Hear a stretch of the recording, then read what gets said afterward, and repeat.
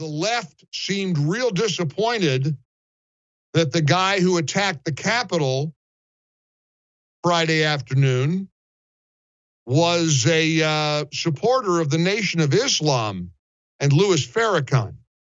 Brother Noah Green, who described himself as a follower of Farrakhan. Did you know that? Did you see the media coverage of the guy who killed the Capitol police officer Friday? Did you know that he followed the Nation of Islam?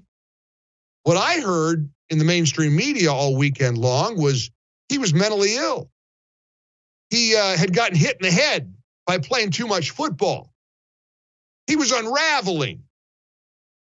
Well, there are a lot of explanations for why this monster did what he did to an 18-year veteran of the Capitol Police. What do you think they'd be saying if he had been a big Trump supporter?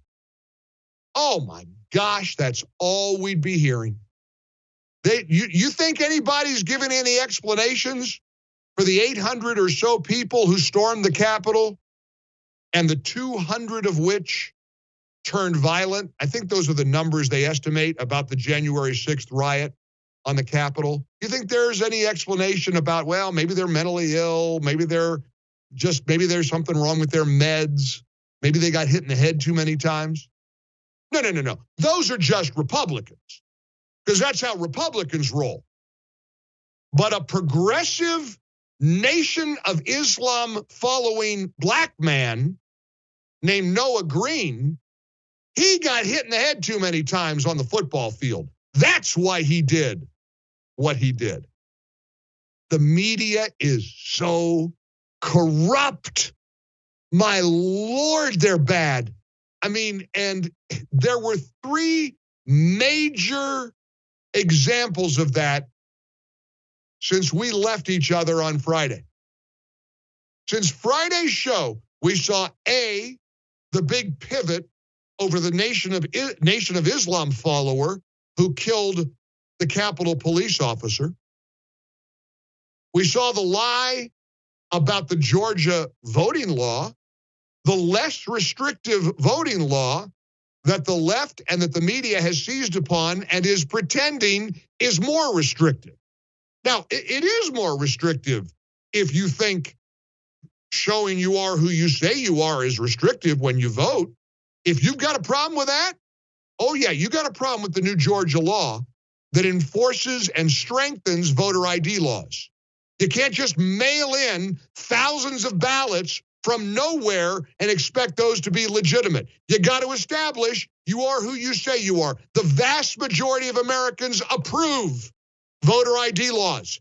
The overwhelming majority of Republicans and Democrats favor voter ID laws. But see, the media isn't the majority of Americans. The lunatic progressives aren't a majority of anything.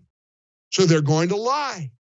They're going to pretend the people in Georgia are going to be dehydrated because they're not going to get a sip of water while they're waiting in line to cast a ballot, which is a bald-faced lie.